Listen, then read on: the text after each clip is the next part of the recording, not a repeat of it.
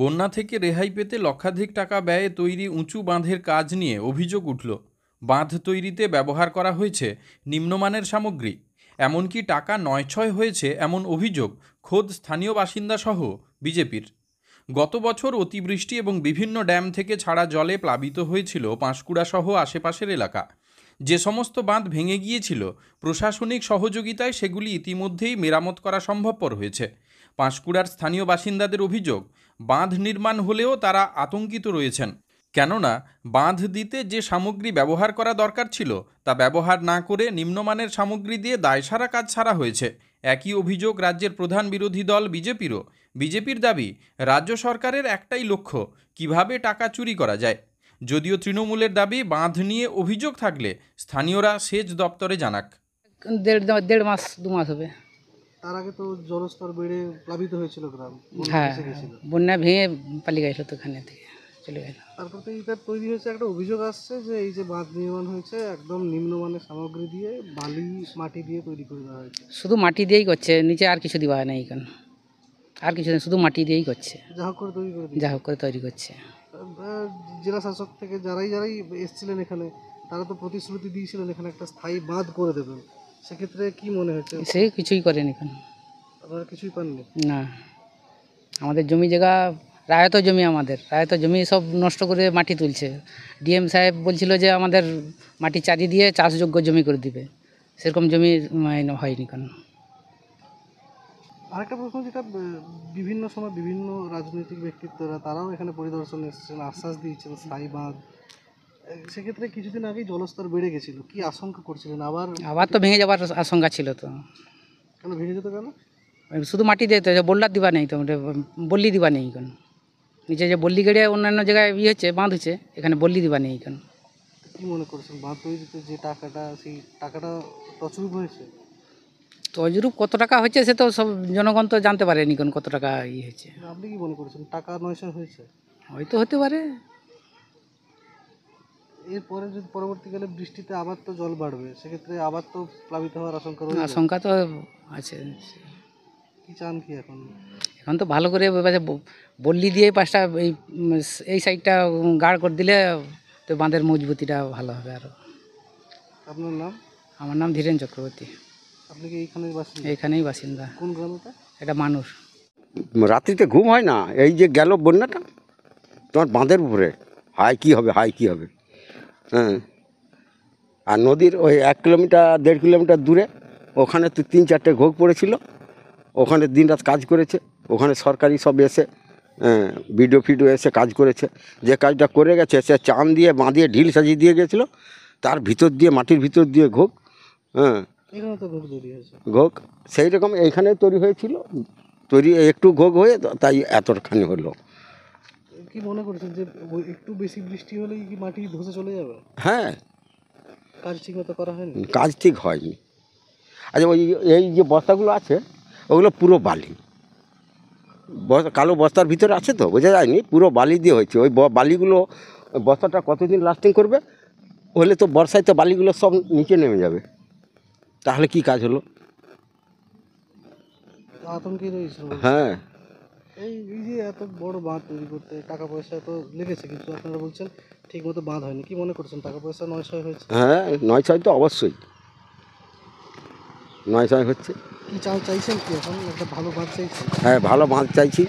বা এই ভিতর থেকে এপার যে পাইলেন করে না, বস্তা পাইলেন হয় না, ওগুলো ক্ষয়ে ক্ষয়ে সব পুকুরকে চলে যাবে।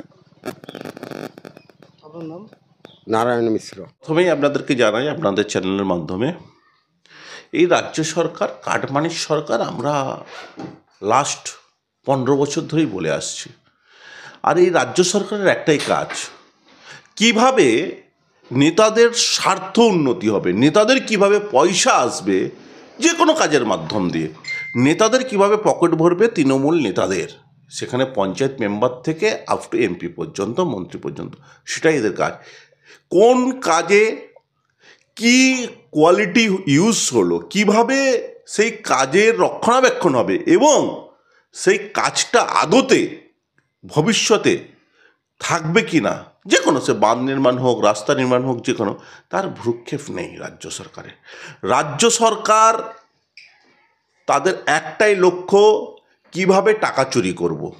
তাদের একটাই লক্ষ্য, সে পঞ্চায়েত মেম্বার হোক আর সেটাই এমএলএ এমপি হোক। গ্রামবাসীরা যে অভিযোগ করছে আপনারা সবাই জানেন, 2024-এর পাঁশকুড়া বিধানসভার দুটো জায়গায় ভেঙেছিল। এক, পাঁশকুড়া পৌরসভার অন্তর্গত 18 নম্বর ওয়ার্ডে জদড়া গ্রামে, এবং দ্বিতীয় হচ্ছে যে মানুর গ্রামে গোবিন্দনগর অঞ্চলে। মানুর গ্রামের বাঁধ নির্মাণ ক্ষেত্রে গ্রামবাসীদের অভিযোগ, যেভাবে বাঁধ নির্মাণটি হয়েছে সেই বাঁধ নির্মাণটি যদি এর পরবর্তীতে বন্যা আসে বা এই বছর যদি বন্যা আসে, সেটা ভেঙে যাওয়ার আশঙ্কা নয়, ভেঙে যাবে। তার একটাই কারণ, যদি কাজ দেয় সরকার 100 কোটির, তার মধ্যে 80 কোটি টাকা এজেন্সির মাধ্যমে তৃণমূলের নেতারা নেয়। তাহলে 20 কোটি টাকায় কী কাজ হবে ভাই? 20 কোটি টাকা তো ওই কাজ হবে, কারণ 100 কোটির টেন্ডারে যদি 20 কোটি টাকার কাজ হয়, তার কাজ তো চুরিই হবে। তো এই আশঙ্কাটা গ্রামবাসীদের করাটা কোনো ভুল নয়, একদম ঠিক। এবং আমরাও দেখেছি যে কাজ একদম নিম্নমানের হয়েছে। আমরা ধিক্কার জানাই রাজ্য সরকারের পক্ষ থেকে, যে রাজ্য সরকার যেভাবে ক্লাব, পুজো পাঠ, নানা রকম অনুদান না করে, যাতে পাঁশকুড়ার মানুষ আর বিগত দিনের মতো ভবিষ্যতে যাতে বন্যায় না আসে, তার সঠিক ব্যবস্থা করতে, কাটমানি না খেয়ে। সিন্টু সেনাপতি, রাজ্য কমিটির মেম্বার, ভারতীয় জনতা পার্টি। স্যার, ওই এলাকাতে যে বাঁধ বাঁধ নতুন করে নির্মাণ হয়েছে, স্থানীয়রা অভিযোগ করেছেন যে ভালো সামগ্রী দিয়ে বাঁধ নির্মাণ হয়েছে। কোথাকার মানুষ মানুষের যে বাঁধ নির্মাণ হয়েছে আমরা দেখেছি, ইঞ্জিনিয়ার এসছেন, তারা সার্টিফিকেট দিয়েছেন এবং সেখানে বাঁধ খুব ভালোভাবে হয়েছে। Thank you. বাঁধের টেন্ডারের দরপত্র করেছিল ইরিগেশন দপ্তর। ইরিগেশন দপ্তরের ইঞ্জিনিয়াররা তারা বাঁধের কাজ করাচ্ছে। বাঁধের কাজ এখনও যা হয়েছে স্বাভাবিক অর্থে আমাদের চোখে মনে হচ্ছে বাঁধের কাজ ঠিক আছে। সাধারণ লোকের যে অভিযোগ আছে সেটা ইরিগেশন দপ্তরে করবে। ইরিগেশন দপ্তরে ইঞ্জিনিয়াররা আছে, তারা বাঁধ পরীক্ষা করবেন।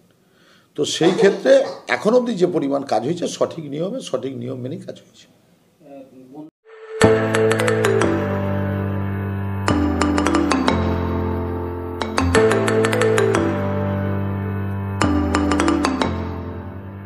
জিও বিপি নিয়ে এলো দারুণ সুখবর। কম দামে ডিজেল ও পেট্রোল ভরুন আর সাধারণ ডিজেল ও পেট্রোলের থেকে অতিরিক্ত মাইলেজ পান।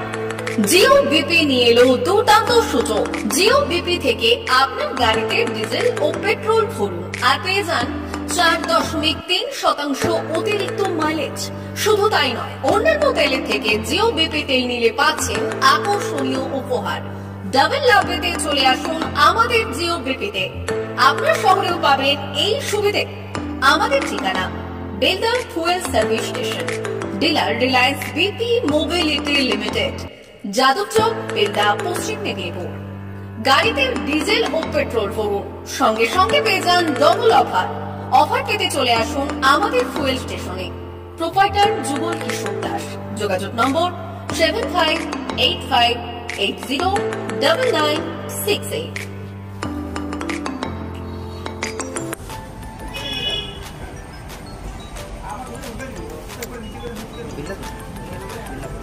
একটু মোবাইল নাম্বারটা বলুন। আমাদের এখানে এখন ওই স্মাইলি অফার চলছে, তো আপনি 1 লিটারে যখন 1 লিটারের উপর তেল নেবেন, 1 লিটারে একটা করে স্মাইলি পাবেন।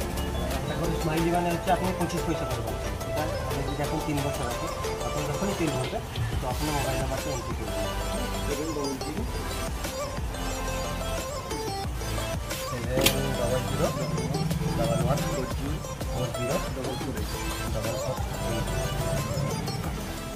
আমাদের মোবাইল নাম্বার এন্ট্রি করা হবে। ওটা আপনার যে মোবাইল নাম্বারটা দিচ্ছেন, ওতে আপনার টাকাগুলো সবাই স্মাইলি জমা হবে।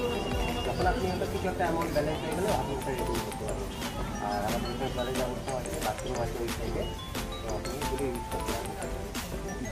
আবার আসবেন।